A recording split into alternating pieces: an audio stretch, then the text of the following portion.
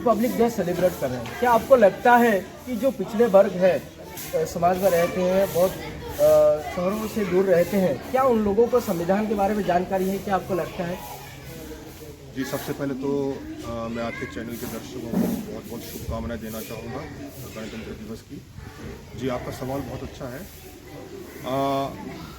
हमारे देश को आज़ाद हुए आज काफ़ी लंबा अरसा हो गया है और हमारा जो देश गणतंत्र बना 75 साल पहले, तो मैं समझता हूँ कि इस दौरान हमारे देश में बहुत बड़ी क्रांति आई है शिक्षा के क्षेत्र में, कई क्षेत्रों में, और शहरों के साथ साथ हमारे गांव के लोगों ने भी काफ़ी विकास किया है।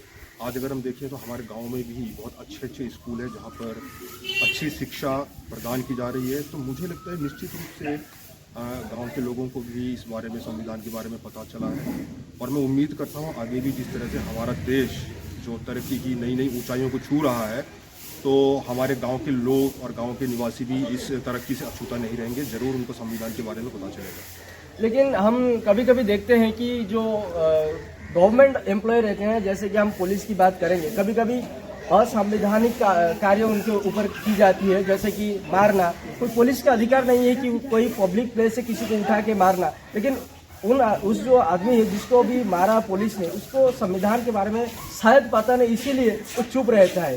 कहीं ना कहीं असंवैधानिक कार्य होते रहते हैं, इसके बारे में क्या कहना चाहेंगे? देखिए, इस तरह की घटनाएं तो समस्त विश्व में होती है। निश्चित रूप से हमारे देश में भी इस तरह की घटनाएं होती हैं, लेकिन इसके लिए हम किसी पुलिसकर्मी को या किसी विशेष संगठन को जिम्मेदार नहीं ठहरा सकते हैं। मुझे लगता है कि इसमें सरकार की भी बहुत बड़ी भूमिका है, और लोगों को भी चाहिए वो अपने आप को भी जागरूक करें, अपने आप को शिक्षित करें। इंफॉर्मेशन टेक्नोलॉजी का ज़माना है, सबके पास में मोबाइल फ़ोन है, आपके पास में सारा डेटा उपलब्ध है, आप अपने सेल फोन के माध्यम से आप सब कुछ जान सकते हैं, ज्ञान प्राप्त कर सकते हैं।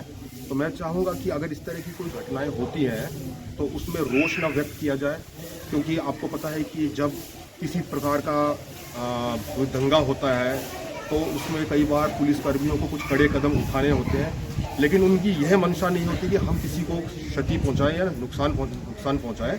तो हम देशवासियों को ये समझना होगा कि हम इस देश में शांति बनाए रखें, किसी तरह का दंगा या किसी तरह के फसाद में हम लोग सम्मिलित ना हो, और हमें ये जानना होगा कि किस तरह से हमारे पुलिसकर्मी, हमारे सिपाही हैं जो वो अपनी जानों को जोखिम में डालकर हमारी रक्षा करते हैं, तो उनके प्रति हमारे हृदय में सम्मान होना चाहिए। इस तरह का भाव जब आपके हृदय में होगा तो निश्चित रूप से आप समझ पाएंगे कि ये एक्चुअली आपके ऊपर कोई अत्याचार नहीं है, ये उस दंगे को रोकने के लिए उठाया गया एक कदम है, और इसको सकारात्मक रूप से देखा जाना चाहिए। लेकिन हम कभी कभी देखते हैं कि जो पिछड़े वर्ग है, आदिवासी वर्ग है, हमने देखा है बहुत जगह जाते हैं, ऐसे देखते हैं कि जो पिछड़े वर्ग आदिवासी लोग रहते हैं, अभी तक स्कूल तक नहीं पहुंचे वो लोग। तो जब शिक्षा उन लोगों तक ना पहुंच पाया, तो अभी तक संविधान के बारे में आपको क्या लगता है कि उन लोगों को जानकारी है संविधान के बारे में? जी, बहुत अच्छा सवाल है आपका। जी, मैं कहना चाहूँगा कि ज़रूर अभी हमारे देश में ऐसे कई क्षेत्र हैं जहाँ पर लोग शिक्षित नहीं है, जैसे कि अभी आपने बताया कि आदिवासी क्षेत्र हैं, लेकिन आप ये भी देखेंगे कि किस तरह से हमारे देश ने विकास किया है पिछले कुछ वर्षों में। अगर आप आज के समय की तुलना पिछले 20 वर्षों के समय से करते हैं तो पाएंगे कि आज हमारा देश काफ़ी विकसित हुआ है, और गांवों तक, यहाँ तक कि आप देखेंगे आदिवासी क्षेत्रों तक में भी, जैसे एक समय था लोगों के पास में बिजली नहीं थी, उनके पास में कोई संचार का साधन नहीं था जैसे रेडियो, टेलीविज़न, लेकिन आज उनके पास में ये सब साधन मौजूद है। लेकिन तो मैं उम्मीद करता हूँ। जी, मेरा क्वेश्चन ये है कि जो लोग अभी पिछड़े वर्ग के हैं, जी, उनके लिए क्या किया जा सकता है कि वो संविधान के बारे में जाने और सचेतन रहे? देखिए, क्योंकि अभी तक वो लोग स्कूल तक नहीं पहुँच पाए। जी जी जी जी, इसमें शिक्षा की बहुत बड़ी भूमिका है, और मैं चाहूँगा कि जो हमारी सरकारें हैं वो इस तरफ ध्यान दें। और सबसे बड़ी खुशी की बात यही है कि हमारी जो आज केंद्र सरकार है, हमारी समस्या से जूझने के लिए उन्होंने बहुत अच्छे कदम उठाए हैं। आदिवासी की बात करूँगा अगर आप जिसने कहा कि आदिवासी क्षेत्र, आज देखिए हमारे देश की जो राष्ट्रपति है वो भी एक आदिवासी समुदाय से आती है, तो इसका मतलब ये है कि आदिवासी समुदाय ने भी उन्नति की है, वो भी अछूते नहीं रहे हैं, और हम उम्मीद करते हैं कि आने वाले दिनों में हमारे देश की और प्रगति होगी और उन्नति होगी, और सभी देश के जो पिछड़े वर्गों को इसका निश्चित रूप से लाभ मिलेगा।